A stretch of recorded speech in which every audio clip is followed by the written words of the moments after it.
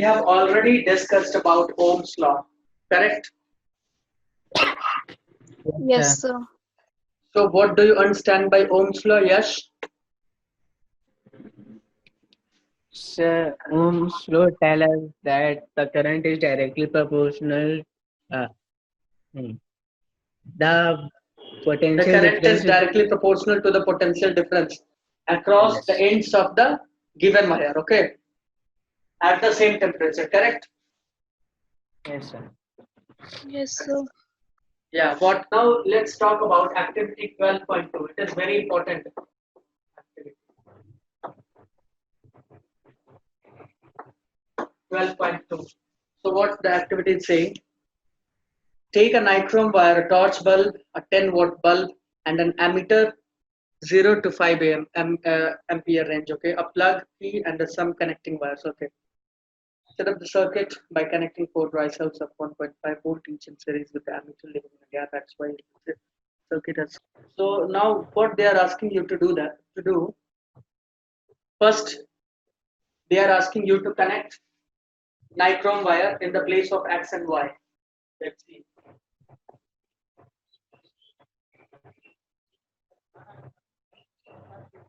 Suppose this is resistance. Not. This is not resistance. It is given battery. How many cells? 4 cells.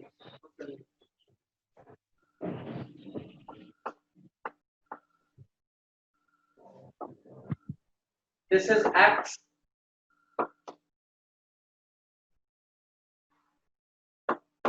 This is Y. Okay. There is a switch, and let's put ammeter. Ammeter is always in series circuit. Now, what you are asked to do that first you put nichrome wire. Okay. What you need to do? Yes, You just continue the circuit by putting nichrome wire. Okay, by connecting nichrome wire from X terminal and Y terminal. Correct. Correct. yes, sir. So first put nichrome. After that, remove nichrome. Take a reading. Then remove nichrome. Then put 10-watt bulb. Okay. Take reading. Yes, Remove 10-watt bulb. Again put torch bulb. Take reading and remove. Remove it. Okay. So what you will come to know that the readings will be different. Correct. The readings will be different, isn't it? yes, Rani, tell me. The Yes, readings will be different or not? sir. That will be different. Yeah, it will be different. So why it is different? What you think? Tell me. It will be Pata hai, different sir. because nichrome, the sir. torch bulb, and the 10-watt bulb will produce different resistance. Correct. Will give different resistance to the flow of electrons, isn't it? So if the flow of electrons will be affected, then the current will be affected. Correct? Yes, sir. Because we know that current is inversely proportional to resistance. If resistance is increased, the current will decrease. Tell me, Rani and yes, only two of you are. So I don't need to be a Yes, sir. specific. Tell me, is it so? Yes, sir. Resistance is increased, it will decrease. Simple. So what we why we are seeing a difference in readings because the nichrome has maximum resistance. Okay, it causes maximum resistance. So the flow of electron. So the flow of electron. This is the direction of electron. I'm not showing you the direction of current. Okay. So the flow of electron will be resisted by this wire. Correct. Correct. Yes, sir. Yeah. Yes, So sir. yeah. So nichrome has the maximum resistance. After that, 10-watt bulb. It will give some resistance. After that, torch bulb. Correct. They will Yes, give some resistance. And you also come to know that torch bulb is very small. 10-watt bulb is little bigger in size. in comparison to torch bulb. And what about nichrome? Nichrome is big. Nichrome is big wire. Nichrome have high resistance. What? Sir, nichrome have the high resistance. Yes. Yeah, because it's an Yes, sir. alloy. Okay. So what do you think? The size matters. Size matters for resistance or not? Size. Of course, yes. Size matters. Okay. Size matters for resistance. Okay. So after this topic, after this activity, we will read about the factors on which resistance depends upon. Okay. So what Yes, we come sir. to know that nichrome has a larger size, so it gives a large resistance. After that, it keeps on decreasing with the decrease in size. Right? Right, Yes, sir. Rani? So nichrome का length ज्यादा तो resistance ज्यादा 10 वाट का थोड़ा कम size तो current भी कम resistance भी current थोड़ा ज्यादा रेजिस्टेंस कम टॉर्च का क्या है बल्ब का साइज थोड़ा कम तो रेजिस्टेंस भी कम अब रेजिस्टेंस कम होगा तो इलेक्ट्रॉन अच्छे से फ्लो करेगा करेगा या नहीं करेगा करेगा सर बिल्कुल और रेजिस्टेंस अगर ज्यादा होगा तो इलेक्ट्रॉन फ्लो नहीं कर पाएगा और अगर इलेक्ट्रॉन अच्छे फ्लो से। नहीं करेगा इसका मतलब करंट क्या हो जाएगा कम होगा या नहीं होगा नहीं हो बस सर इसका मतलब कि रेजिस्टेंस ज्यादा तो current come current come resistance is inversely proportional to current and what is Yes, sir. resistance Rani can you tell me the definition of resistance it is a tendency ये yeah please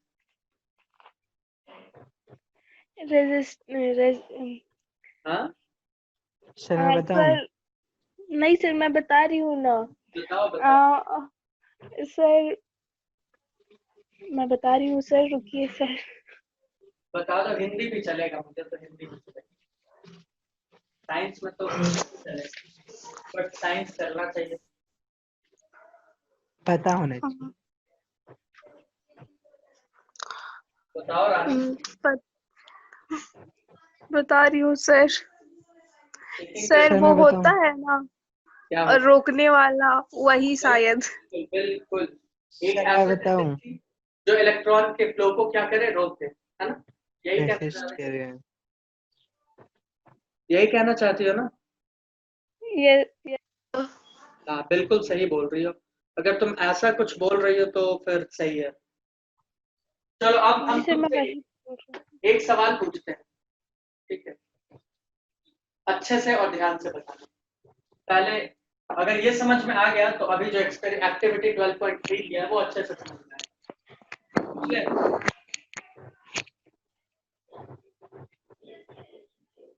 अच्छा कौन सा pipe आजकल अच्छा चल रहा है market में हाँ पानी वानी सप्लाई करने के लिए बताओ यश pipe Yash Kumar yes sir कौन सा पाइप टंकी वंकी में सेट करने के लिए अच्छा चल रहा है आजकल मार्केट में सर क्या बोल नहीं पाओगे बोलो हाँ सर 2 मिनट सर जल्दी बताओ अच्छा छोड़ो मत बताओ सर एस्ट्रल पाइप्स एस्ट्रल चलो ठीक है एस्ट्रल भी पकड़ लेते तो मान लेते हैं ये है एस्ट्रल पाइप चालू कंपनी वाला नकली एस्ट्रल ओके हाँ सर होता है ना नकली वकली मिल जाता है मार्केट सेकेंड में हाँ भाई वाला ये दोनों नकली है ओके ये दोनों क्या है नकली अब देखो असली होता तो क्या होता उसमें ये सब चीज होता ही नहीं पाइप एकदम क्लियर अंदर से है ना? अब तुम जरा सोच के बताओ इलेक्ट्रॉन का फ्लो इसमें अच्छे से होगा या इसमें अच्छे से होगा और ये जो मैंने दिखाने का कोशिश किया ये चीज ये मान लो रेजिस्टेंस मैंने दिखाने का कोशिश किया है सर ऊपर वाले में हाँ ऊपर वाले में अच्छे से होगा सब पाइप प्लास्टिक का होगा ना अरे पाइप तो प्लास्टिक का मानो, लोहा का मानो, अरे वो कंडक्टर है कागज का मानो, जिसका मानना है मान लो ना। मैं भी पानी फ्लो करवा रहा हूँ, चलो चलो इलेक्ट्रॉन को छोड़ो, मैंने बोला H2O, चाहो तो इससे तुम खून भी फ्लो करवा सकते हो, है ना, ब्लड। पानी पड़ेगा लाइट प्रोसेस में ब्लड भी पानी पड़ी खोल दे। लाइट प्रोसेस में ब्लड फ्लो करना है। अब बताओ H2O हाँ सर। कितने अच्छे से फ्लो करेगा, ध्यान से बताना, बड़ा अच्छा कंसेप्ट है। सर फर्स्ट वाले सर में, ऊपर वाले में। फर्स्ट वाले में क्यों? क्यों? उसमें बता। ज्यादा स्पेस है। स्पेस ज्यादा है, इसका मतलब तुम कहना चाह रही हो, अगर हम इसको 2D स्ट्रक्चर मान ले तो तुम कहना चाहती हो कि इसका एरिया ज्यादा है। Cross yes sir, section, cross section या वायर है ना, पाइप है ना, क्रॉस सेक्शन, ये कहना चाहती हो क्या? शायद तक से। शायद क्या, वही तो है। 2D का क्या होता है, यही तो होता है। 3D का सही क्या, बता Yes. के शायद। यही होता है ना, क्रॉस सेक्शन एरिया। इसका क्या, क्रॉस सेक्शन एरिया, क्योंकि ये क्या सर्कुलर होगा, पाइप है तो सर्कुलर ही होगा ना, हाँ सर। राउंड होगा या नहीं होगा, इसमें भी शायद होगा। लगे। पाइप क्या आता है, स्क्वायर शेप का आता है, ट्रायंगल शेप का आता है, कौन सा तुम्हारे घर में आता है? सिलेंडर, सिलेंड्रिकल, सिलेंड्रिकल आता है या राउंड आता है? एक ही हुआ ना सर, दोनों तो। नहीं, सिलेंडर शेप अलग है, ठीक है, तो ये राउंड है। मैथमेटिक्स अच्छे से पढ़ो, ये राउंड है, ठीक है, तो यानी तुम कह रहे हो सर इसका क्रॉस सेक्शन एरिया ज्यादा है, एंड व्हाट अबाउट दिस, तुम बोलोगी क्रॉस सेक्शन एरिया इसका कम है। कम है। नहीं बताओ। ठीक, ओके। अब इसी सवाल में थोड़ा सा मॉडिफिकेशन करते हैं। करिए सर। अब वही चालू कंपनी का एस्ट्रल पाइप, फर्जी पाइप, देखो इस पाइप में क्या किया मैंने, अब छोटा सा पाइप ले लिया, अब वाटर किसमें जल्दी से फ्लो कर जाएगा, इसमें या इसमें? सोच के बताओ। थर्ड वाले, इन दोनों का, इसको अभी कंपैरिजन नहीं करना, इन दोनों। थर्ड वाले में, इन दोनों में सर। सेकंड और थर्ड में। इसमें कर जाएगा ना, ये है 1 यस सर, 2, करेक्ट। इसका मतलब कि लेंथ अगर ज्यादा होगा तो पानी को फ्लो करने में टाइम लगेगा, क्योंकि यहाँ पे क्या है, रेजिस्टेंस है, क्या है यहाँ पे, रेजिस्टेंस। रेजिस्टेंस है, और अगर लेंथ कम तो क्या होगा, तो रेजिस्टेंस भी कम हो रेजिस्टेंस जाएगा। देखो रेजिस्टेंस भी कम हो गया ना, लेंथ कम हो गया। हाँ सर। यस सर, अब या फिर हम क्रॉस सेक्शन एरिया बढ़ा दें तो क्या हो जाएगा, रेजिस्टेंस कम हो जाएगा। यस सर, और यहाँ पे क्या देख रहे हो, लेंथ बढ़ रहा है तो रेजिस्टेंस जो है ये बढ़ रहा है कि नहीं बढ़ रहा है? बढ़ रहा बढ़ है। रहा है। हम ऐसे नहीं लिख सकते resistance is directly proportional to length, लिख सकते हैं सर। भाई सकते हैं, रेजिस्टेंस बढ़ा क्योंकि लेंथ बढ़ा, होगा या नहीं होगा? होगा। ठीक है, और यहाँ पर एरिया बढ़ा तो रेजिस्टेंस क्या हुआ, टट्टा। कम, कम हुआ, रेजिस्टेंस कम हुआ, तभी तो ये अच्छे से फ्लो कर रहा था। तुमने बोला सर ये तो बहुत धांसू तरीके से फ्लो करेगा, बोले हो ना। हाँ सर। यस सर, रेजिस्टेंस अगर बढ़ेगा तो ये फ्लो कहाँ से करेगा, फ्लो ही नहीं कर सकता। इसका मतलब कि एरिया बढ़ेगा तो रेजिस्टेंस क्या होगा, कम। अब देखो इसी का एरिया हम और बढ़ा दें तो रेजिस्टेंस कम हो जाएगा या नहीं हो जाएगा? हो जाएगा। इसको यहाँ पे लेके चले जाए, इसको यहाँ पे लेके चले जाए तो रेजिस्टेंस कम हो जाएगा कि नहीं होगा? होगा सर। रानी, सर, होगा। यस सर, इसका मतलब एरिया बढ़ा, रेजिस्टेंस कम हुआ, तो इसको कैसे लिखे, इनवर्सली प्रोपोर्शनल, यस सर, यही होगा।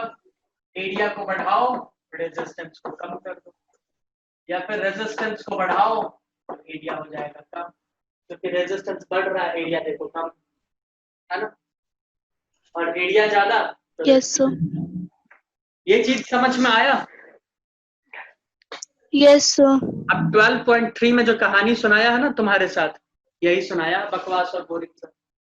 देखो क्या बोला, complete an electric circuit consisting of a cell, an emitter, a nichrome wire of length L, say mark 1, okay, and अब प्लग किया, शोन इन फिगर 12.5। ओके, अब देखो ये क्या बोल रहा, कुछ खास नहीं बोला, एक सर्किट वर्किट बना दिया है ऐसा करके कुछ। चलो हम एक ही बना रहे हैं, चल ऐसा करके सपोज कोई सर्किट बना हुआ, स्विच स्विच अभी हम नहीं दिखा रहे, यहाँ पे ले लो एमीटर। वो क्या बोला, पहले आप लीजिए नाइक्रोम वायर, कितने मीटर का मान लेते हैं, 1 मीटर का। कितने मीटर का, 1 मीटर का। और फिर फिर क्या लेना है, एमीटर का रीडिंग मान लेते हैं, उस वक्त आया A1। फिर अब लेंथ को कर दो, कितना मीटर नाइक्रोम वायर, तो 2 मीटर। क्या करना है, 2 मीटर, ठीक है। तो रीडिंग क्या आ जाएगा, A2। ठीक है, अब बताओ करंट बढ़ा या घटा, सोच के बताओ।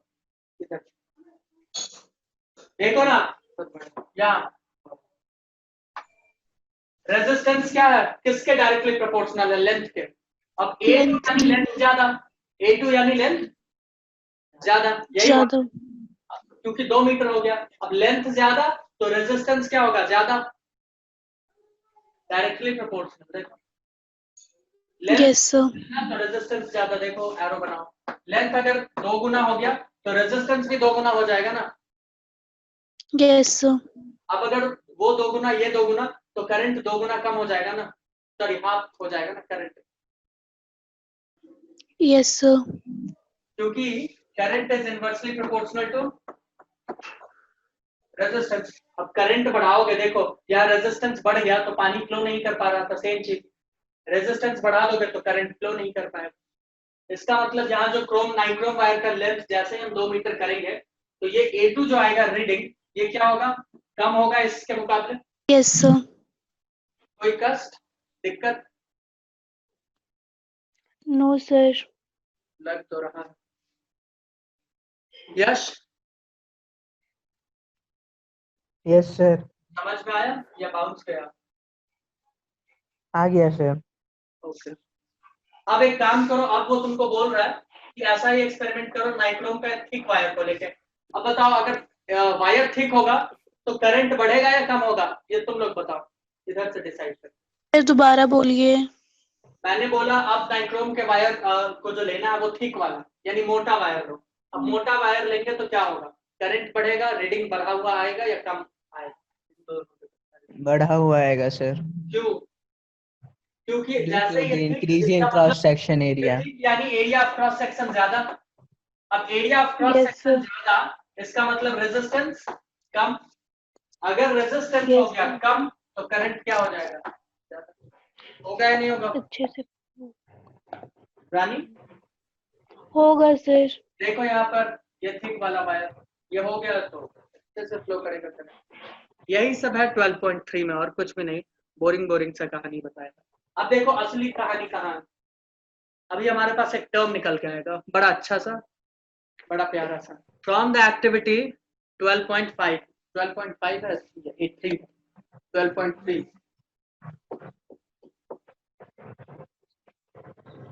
क्या समझ में आया फ्रॉम द एक्टिविटी,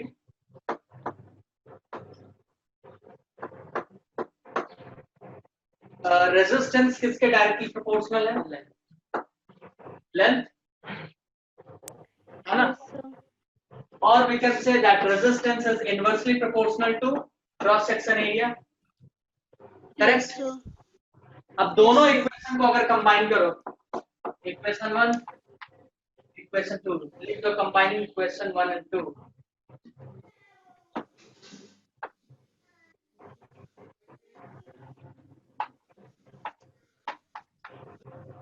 तो हम ऐसे लिख सकते हैं, R directly proportional length upon cross section area. देखो इसको इससे मल्टीप्लाई करोगे, यहाँ डाल दोगे तो कोई फर्क नहीं पड़ता, L into 1 L ही होगा। तो मैंने लिखा R directly proportional length and inversely proportional cross section area. Any doubt, no sir. पक्का, पक्का। चलो अब देखो, अगर इज इक्वल्स टू साइन यहाँ पे लगाएंगे तो क्या करना होगा रानी, अगर मुझे इज इक्वल्स टू साइन यहाँ लगाना है कांस्टेंट, ये प्रोपोर्शनलिटी को हटा के, तो क्या करें, कांस्टेंट लगाना होगा। बिल्कुल कांस्टेंट लगाना होगा। यहाँ भी एक कांस्टेंट आएगा, ये हटा दें, ऊपर R इज इक्वल्स टू हो जाएगा रो एल ए। क्या हो जाएगा, ये बड़ा इंपॉर्टेंट फॉर्मूला। अब अगर हम तुमसे पूछे रो के बराबर क्या होगा, रो इज इक्वल्स टू, वैसे रो एक कांस्टेंट है, बताते हैं क्या होता है, electrical resistivity constant. Rho is equals to क्या हो जाएगा, R A by L.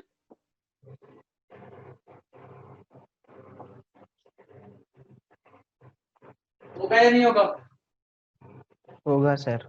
where rho is, चलो इसको हटा दो, इट इज अ कांस्टेंट। इसको क्या कहते हैं, इसको कैसे प्रोनाउंशिएट करते हैं, रो। क्या कहते हैं, रो रो आर एच रो ओ, रो। अब ये रो क्या है वो भी बताते हैं।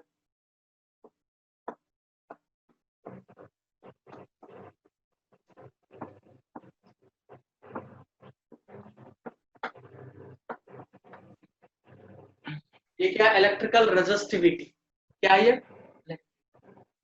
Electrical resistivity. इसको कहते हैं ओम, इसका यूनिट है ओम मीटर। क्या है, ओम मीटर।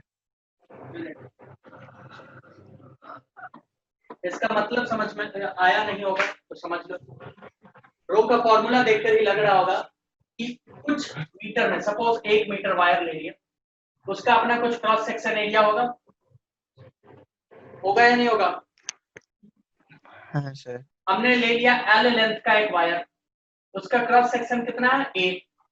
कितना क्रॉस सेक्शन एरिया, ए। अब इतना दूर वाला हिस्सा ध्यान से देखना, ये इतना दूर वाला हिस्सा जो रेजिस्टेंस कॉज करेगा, क्या करेगा, जो रेजिस्टेंस कॉज करेगा उसको क्या बोलेंगे, क्या बोलेंगे, रेजिस्टिविटी। या। अब देखो जो इंसुलेटर्स होते हैं, जो कंडक्टर्स होते हैं, उनका रेजिस्टिविटी का रेंज क्या होता है, ये देख लो, अभी लिख लेते हैं। ये सब अगर हो गया तो हटा दें। हाँ सर। क्लास में हो या सो गए, हाँ सर। ठीक है। अब देखो रेजिस्टिविटी रेंज,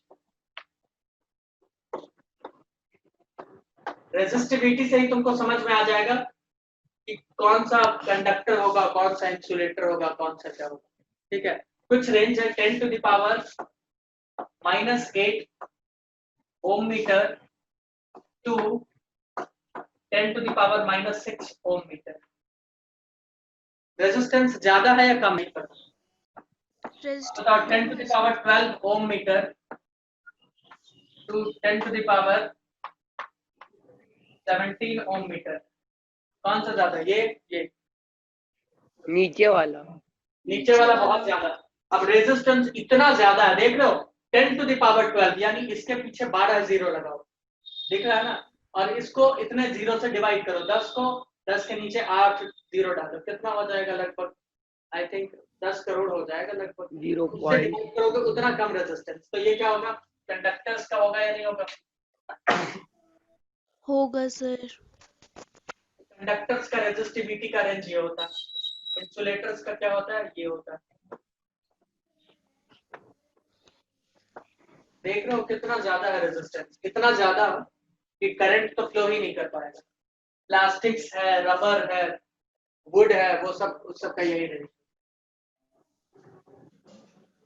तुम्हारे बुक में इलेक्ट्रिकल रेजिस्टिविटी दिया है बहुत सारे सब्सटेंस का, और उस लिस्ट को जब देखोगे तो ऊपर में लिखा होगा electrical resistivity of some substance at 20 degree Celsius. इसका मतलब है कि ये रेजिस्टिविटी हो या फिर रेजिस्टेंस हो, ठीक है, ये क्या करते हैं, टेम्परेचर पे डिपेंड करते हैं। मैं बार बार बोल, ये किस पे डिपेंड करते हैं, टेम्परेचर पे। तुम पूछोगे कैसे, कैसे डिपेंड करते हैं, मैं कैसे मान लूं, है ना, यस हाँ सर। पूछोगे, मत। चलो लिखिए। हाँ सर। वैसे ये बहुत बुरी बात है, तुम लोग कभी कुछ नहीं पूछते हो, जबकि साइंस में हमेशा सवाल ही आना चाहिए। देखो रेजिस्टिविटी या रेजिस्टेंस टेम्परेचर पे ऐसे डिपेंड करता है। बताओ लेंथ या एरिया, लेंथ हो या फिर एरिया हो, क्या ये टेम्परेचर डिपेंडेंट टर्म्स हैं, बताओ। अगर हम टेम्परेचर बढ़ा देंगे तो किसी भी वायर का लीनियर एक्सपेंशन होगा या नहीं? देखो ये वायर इतना है, सपोज L लेंथ का, हमने इसको गर्मी दिया यानी टेम्परेचर बढ़ गया, अब ये क्या हो गया L डैश, लेंथ थोड़ा बढ़ेगा या नहीं बढ़ेगा गर्मी की वजह से? हाँ सर। बोलो, लेंथ बढ़ेगा, क्रॉस सेक्शन कम होगा, होगा या नहीं होगा? हाँ सर, होगा। इसका मतलब कि टेम्परेचर की वजह से ये इफेक्ट होता है, और जब ये सब इफेक्ट हो जाएगा तो ये भी तो चेंज हो जाएगा ना, क्योंकि लेंथ और एरिया का तो डायरेक्ट फॉर्मूला है रो का, RA अपॉन L, या रेजिस्टेंस का देख लो, क्या है रो L अपॉन A, है कि नहीं है? है सर। इसका मतलब टेम्परेचर डिपेंडेंट ये दोनों टर्म्स हैं, ठीक है। टेम्परेचर बढ़ेगा तो ये सब बढ़ सकता है। चलो अब एक सवाल कुछ पूछते हैं। तुमने कभी देखा है कि बल्ब में पहले जो 100 वाट का बल्ब आता था, है ना, उसमें कौन सा चीज यूज होता था, कौन सा फिलामेंट उनका क्या चीज का बना होता था? टंगस्टन। टंगस्टन। टंगस्टन क्यों? वो सर वो हाईली रेजिस्टिव होता था जहाँ तो तक। रेजिस्टिबल है तो क्या? तो सर वो फूटेगा नहीं, ऐसे कुछ था। देखो जो अभी टंगस्टन है ना, और जो तुम बताए हो कि हाई रेजिस्टिविटी उनका होता है, ये सही बात है। टंगस्टन का रेजिस्टिविटी या जो भी अलॉय है उनका रेजिस्टिविटी मेटल्स के मुकाबले क्या होता है, थोड़ा ज्यादा होता है, ठीक है। क्या होता है? ज्यादा होता है। अब देखो ज्यादा। ज्यादा होगा तो क्या करेगा, वहां से करंट तो फ्लो नहीं करेगा, है ना? फ्लो करेगा क्या? अभी देखो क्या होता है, अभी मैं बताता हूँ। ये भी बहुत अच्छा कंसेप्ट है, ध्यान से देखना, क्योंकि अगर ये समझ गए तो हीटिंग इफेक्ट जो हमारा अलग आगे का टॉपिक है वो भी समझ जाओ। ये देखो ये क्या है, पाइप, हमने कर दिया इसे ब्लॉक, पानी यहाँ पर आएगा आएगा और आता रहेगा, ठीक है। बट कब तक? जब तक भर नहीं जाता। जब तक ये खुल नहीं जाएगा, ये अपना प्रयास जारी रखेगा, हाँ सर। करेक्ट। हम अब इसको कर देते हैं चेंज। हमने बोला इलेक्ट्रॉन, फ्लो ऑफ इलेक्ट्रॉन। अब अगर इलेक्ट्रॉन बहुत तेजी से यहाँ पर आ रहा है, तेजी से आ रहा है, इसका मतलब उसके पास काइनेटिक एनर्जी है, correct. Yes sir. Kinetic energy है। अब देखो यहाँ पर इलेक्ट्रॉन तो आकर रुक जाएगा, क्योंकि ये क्या है, सपोज ये इंसुलेटर है, या मान लेते हैं कुछ ऐसा है जिसका रेजिस्टेंस क्या है, बहुत ही ज्यादा, क्या है रेजिस्टेंस बहुत ही ज्यादा। तो क्या होगा, ये इलेक्ट्रॉन अपना एनर्जी इसको ट्रांसफर करेगा, किसको? इसको, और इसको बना देगा गर्म। ये क्या हो जाएगा बच्चों? गर्म। गर्म में तो ग्लो भी करने लगेगा, जलने भी लगेगा। समझ में आया? हाँ सर। समझ में आया? हीटर जब यूज करते हो या हवन सब होता है, तो क्या प्रिंसिपल है, हीटिंग इफेक्ट। उसका क्या होता है कि रेजिस्टिविटी बहुत ज्यादा होता है, इलेक्ट्रॉन्स आकर यहाँ पर क्या होता है, अपने एनर्जी को हीट एनर्जी में, लाइट एनर्जी में चेंज करते हैं। समझ में आ रहा है या नहीं आ रहा? हाँ सर। रानी और बाकी बच्चे समझ में आया? Yes sir. Yes heating effect में वो चेंज होने लगता है, क्योंकि वो तो उसको जाने ही नहीं दे रहा है, वो तो रुका हुआ है। और बाकी नेगेटिव के तरफ से तो इलेक्ट्रॉन आना ही चाहता है। अगर वो आना चाहता है तो ये अपना एनर्जी इसको तो देना होगा कहीं, तो ये चेंज हो जाते हैं एनर्जी किसमें, हीट में, लाइट में, ये सब चेंज। ठीक है। अब टंगस्टन का देखो, या फिर जो भी अलॉय यूज होता है, तो हम लोग अलॉय ही क्यों यूज करते हैं, क्योंकि अलॉय का मेल्टिंग पॉइंट तो एक बहुत ज्यादा होता है, वो जल्दी मेल्ट नहीं करेंगे। नहीं तो अगर तुम बल्ब जलाते और कॉपर वायर या कोई और चीज का लेते, पहले तो कॉपर वायर तो गुड कंडक्टर, उसका इलेक्ट्रिकल रेजिस्टिविटी बहुत कम होता है। जो टंगस्टन है उसका रेजिस्टिविटी क्या होता है, ज्यादा। अब रेजिस्टिविटी ज्यादा होगा तो वो भी ग्लो करेगा, जलेगा, इसी की तरह जलेगा या नहीं जलेगा, क्योंकि इलेक्ट्रॉन क्या होगा, करंट उसमें से फ्लो नहीं हो पाएगा। अब करंट फ्लो नहीं होगा तो उसको तो जलना पड़ेगा ना, क्यों बताओ, एनर्जी चेंज होगा ना। करंट अगर फ्लो नहीं हो रहा तो यहाँ का एनर्जी लाइट एनर्जी चेंज हो गया। Yes sir. अब जब एनर्जी चेंज हो गया, वो ग्लो कर रहा है, तो वो मेल्ट नहीं करता है, ठीक है, क्योंकि उसका मेल्टिंग पॉइंट क्या है, बहुत ज्यादा। अगर कम होता तुम स्विच ऑन करते हैं 2 मिनट में टंगस्टन नीचे और पूरा अंधेरा। समझ में आया? हाँ बट ऐसा हुआ है कभी? बताओ, कभी नहीं होगा। No, sir. जलता रहता, बल्ब बहुत गर्म हो जाएगा, बट टंगस्टन को कुछ नहीं होता, क्योंकि टंगस्टन का मेल्टिंग पॉइंट क्या है? बहुत ज्यादा हाई। अलॉय में तुम जो यूज करते हो, तुम्हारे यहाँ हीटर गर्मी ठंडा के मौसम में, चाहे और भी कोई भी डिवाइसेस, तो उसमें क्या होता है? अलॉय यूज होता है। क्या यूज होता है? अलॉय। प्रिंसिपल यही है, रेजिस्टिविटी ज्यादा कर दो, मेल्टिंग पॉइंट ज्यादा कर दो, लगा दो, करंट तो आता रहेगा और वो चेंज होता रहेगा, heat energy, light energy. Melt होना नहीं चाहिए, वैसे भी अलॉयज का मेल्टिंग पॉइंट बहुत ज्यादा होता है, करेक्ट? क्योंकि अगर मेल्ट हो गया तो क्या हो जाएगा? फिर तो कुछ बचेगा ही नहीं, है ना? Yes sir.